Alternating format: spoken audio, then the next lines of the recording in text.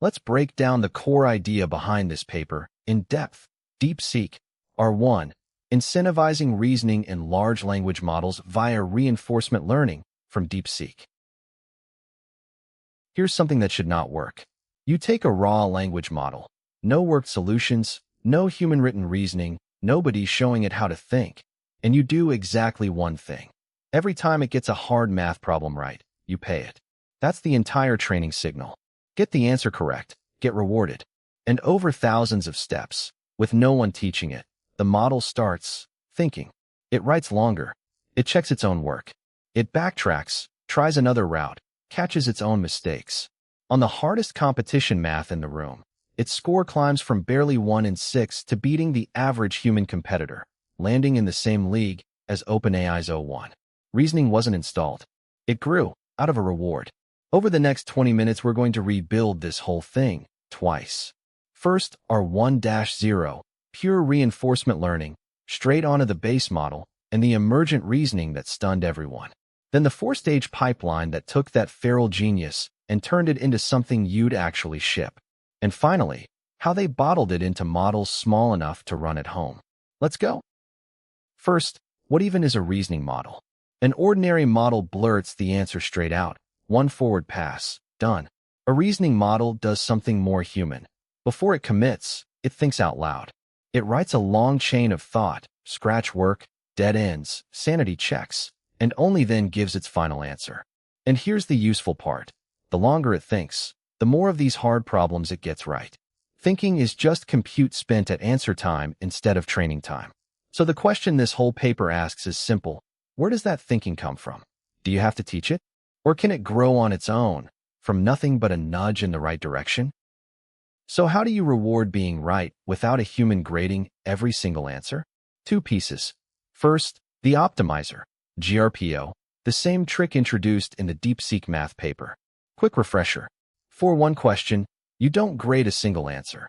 You sample a whole group of them, say 16. You score each, and then each answer's advantage is dead simple. How far above or below the group's own average did it land? Beat your peers, get pushed up, drag behind, get pushed down. The group grades itself. No separate critic network, no value model to train alongside, which is exactly what makes it cheap enough to run at this scale. Second, the grader itself, and it's almost insultingly simple. 2 rules. Accuracy. Is the final answer actually correct? For math, check it against the known solution. For code, run it against the test cases. And format. Did you wrap your thinking inside the think tags? That's the whole reward. No neural network judging quality. Because the moment you let a learned model hand out the rewards, the policy learns to fool it. Reward hacking. Dumb, rigid rules can't be gamed. Now the bet that made this paper famous. Everyone else builds a reasoning model like this. First, supervised fine-tuning. Feed it a mountain of human-written, step-by-step solutions and make it copy them. Then, maybe, some reinforcement learning to polish. DeepSeek's move with our 1-0 was to delete the entire first stage. No supervised fine-tuning. No human reasoning examples. Nothing. You take DeepSeek, v3, base, raw off the pre-training line, and you point GRPO straight at it. Here's the loop, and it never changes. Hand the model a hard problem.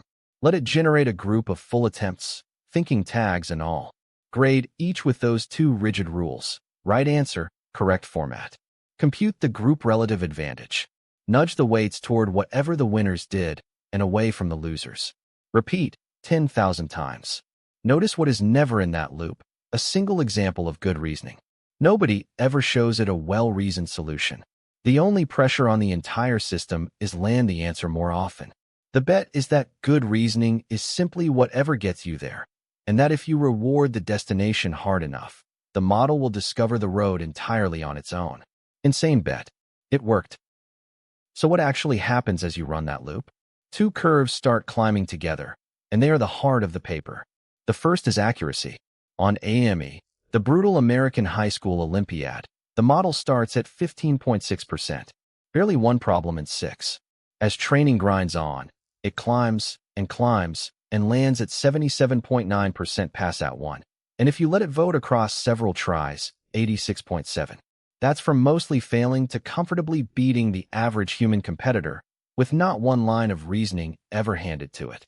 The second curve is the tell for why. It's the average response length, how many tokens the model spends thinking before it answers. And nobody told it to think longer. But that curve rises right alongside accuracy, hundreds of tokens, then thousands. The model discovers, entirely on its own, that spending more thought gets the answer right more often, so the reward quietly pushes it to think more. That's the self-evolution. Two curves, accuracy and thinking time, dragging each other upward, driven by nothing but a reward for being correct. And then there's the moment that gave this paper its legend. Somewhere in the middle of training, on a gnarly algebra problem, R1-0 is grinding through the usual way, square both sides, rearrange, push the symbols around. And then, mid-solution, it does this. It stops. It writes, wait. That's an aha moment I can flag here. And it goes back, reevaluates its own steps, realizes it was heading somewhere wrong, and restarts down a better path. Read that again, because of what it isn't. Nobody wrote a check your work instruction. There is no rule in the reward for self-correction, no example of backtracking in the training data. There is no training data. The model discovered, purely because catching mistakes leads to right answers more often, that it pays to stop and doubt itself. An emergent metacognitive move, in a strangely human little voice, that fell out of a reward signal. The authors basically stopped and stared. They call it an aha moment for them too. This is the beat to sit with. Reflection wasn't programmed. It was incentivized into existence. And the authors flag it too, the moment their model learned, on its own, to rethink. So R1-0 is a phenomenal reasoner. It is also, bluntly, a terrible product. Here's the catch with rewarding only the final answer. You constrained the destination, but you left the road completely unconstrained. And the model took that freedom and got weird. Its chains of thought are a mess to read, sprawling, disorganized, optimized for landing the answer, not for a human following along. Worse, because the base model was trained heavily on both English and Chinese, R1-0 starts language mixing. It'll reason halfway through a problem in English, slide into Chinese for a few lines, then slide back to the reward function. That's totally fine. The answer's still right, so it never gets penalized. To a human trying to actually use it, it's unreadable. This is the fundamental tension of pure RL. The reward measured whether it was correct and nothing else, so everything the reward didn't measure, like being readable, quietly rotted.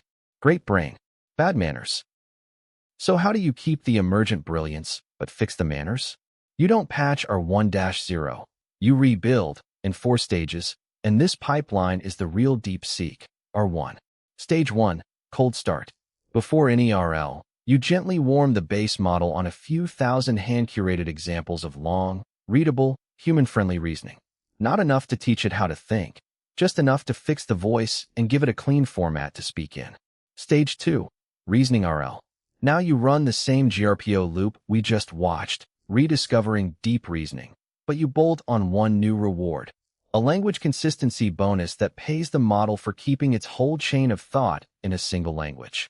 That kills the language mixing directly. Stage 3, rejection sampling, then supervised fine-tuning. Take that polished RL model, sample from it a lot, keep only the outputs that are actually correct.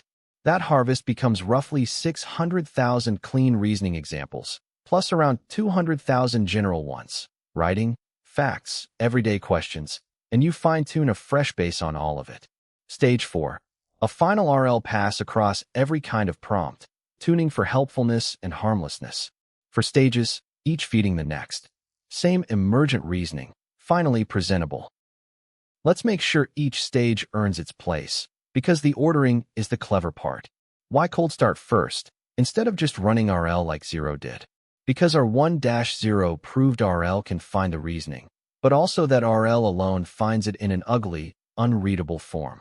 Cold start plants a small, clean seed of readable format, so when RL explores, it explores from a well-behaved starting point instead of a feral one. Why rejection sampling in the middle? This is the sneaky smart move. The Stage 2 RL model reasons beautifully but is hard to steer, so instead of shipping it, You use it as a data factory. Generate mountains of solutions, keep only the correct ones, and you've quietly converted a hard-to-control RL policy into clean, supervised data you fully own. And you fold in general skills, writing, facts, that reasoning RL never touched. And why RL yet again at the very end? Because after all that fine-tuning, you want the final alignment. Helpful, harmless, coherent across every kind of question, not just math. Each stage exists to repair exactly what the stage before it couldn't. Here's that recipe in their own words. It begins with a pinch of cold start data. If watching reasoning bootstrap itself out of a reward is your kind of magic, like, subscribe, and send this to the friend who still insists you need a million labeled examples for everything. Because the next part is the sneaky clever bit. Can we take this giant brain and shrink it down to something you can actually run? Here's the problem. The full R1 is a 670 billion parameter mixture of experts monster. Almost nobody can run it. So DeepSeek did the generous, obvious in hindsight thing. Remember, R1 now produces gorgeous, long, self-checked reasoning traces. So treat those traces as a textbook. You take a small, ordinary dense model, a Quinn or a llama, anywhere from 1.5 billion parameters up to 70, and you simply fine-tune it, plain supervised learning, on 800,000 of R1's own outputs. No reinforcement learning on the small model at all. Just, here is how the big model thought, copy it. And the small models drink it in. They inherit the reasoning, the long chains, the backtracking, the self-checks, from watching the giant. The numbers are startling. The distilled 14 billion model outreasons baselines several times its size, and the distilled 32 billion hits 72.6 on AAME, outthinking models many times bigger and clearing OpenAI's O1 Mini. A tiny open model, reasoning like a giant, because a giant taught it. Now the finding that flips the whole story, and it's the one worth remembering. Obvious next question. Why distill? Why not just do to the small model exactly what we did to the big one? Point pure reinforcement learning straight at it, and let it discover reasoning itself, R1-0 style. So they tried it. They took a 32 billion base model and ran the full, expensive, large-scale RL on it directly. And it, mostly stalled. It crawled up to roughly the level of existing 32B reasoning models, and no further. Then they took that same 32B and just distilled R1's traces into it instead. It blew the RL version away, across every single benchmark. 2 bars, 1 lesson. For a small model, discovering reasoning from scratch with RL is brutally expensive and caps out low. But copying the reasoning a bigger model already discovered is cheap and lands far higher. Discovery is expensive. Copying discovery is nearly free. So if you want a small reasoner, don't grow one, inherit one. So where does it all land? The full DeepSeek R1 goes toe-to-toe with OpenAI's O1-1217, the frontier closed reasoning model at the time, on the hard math, on math, 500, on competition coding, on graduate-level science. Roughly 79.8 on AIME, 97 plus on math, 500, and it outranks 96% of humans on code forces. And the distilled models are state-of-the-art for their size, top to bottom. But the kicker, the thing that made this a genuine moment in the field, is that all of it shipped open. The weights, the recipe, the whole distilled family, out for anyone to download. Frontier reasoning, no longer behind a wall. And on the math, the paper says it flat out, on par with OpenAI's O1-1217.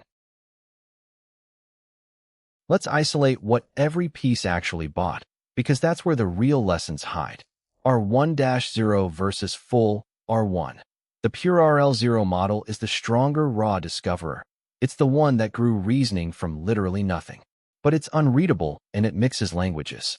The 4-stage pipeline barely trades away any reasoning power, and in exchange it buys readability, single-language consistency, and general helpfulness. That's the deal the entire paper is built on, a hair of raw reasoning, for a model humans can actually use. Then the small model axis, distillation versus direct RL. Distilling R1's traces into a small model wins decisively. Running RL directly on that same small model stalls out. So the two knobs pull in opposite directions depending on scale. At the frontier, with a huge base and huge compute, RL is how brand new reasoning gets discovered in the first place.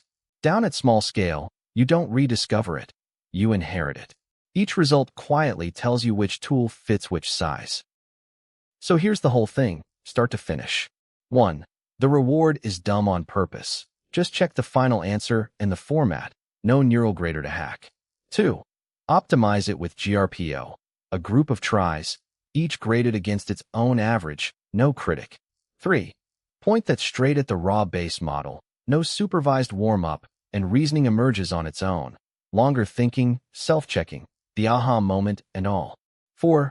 Wrap that feral brain in a 4-stage pipeline. Cold start for a readable voice, reasoning RL to sharpen it, and fix the language mixing, rejection sampling into clean data, then a final RL pass to align it. And 5. Distill those hard-won reasoning traces down into small models anyone can run. Reasoning, grown from a reward, then bottled and handed out. The one-line version: don't teach a model to reason, pay it to be right. Reward the correct answer, optimize with group relative reinforcement learning, and the chain of thought grows itself. Then copy that thinking into something small enough to run anywhere. And it leaves a genuinely strange thought. If reasoning, reflection, self-doubt, the aha moment, was just sitting in there, waiting for the right reward to coax it out, what else is in these models right now, dormant, waiting for the right reward to show up? That's my read. Tell me yours. Until next time.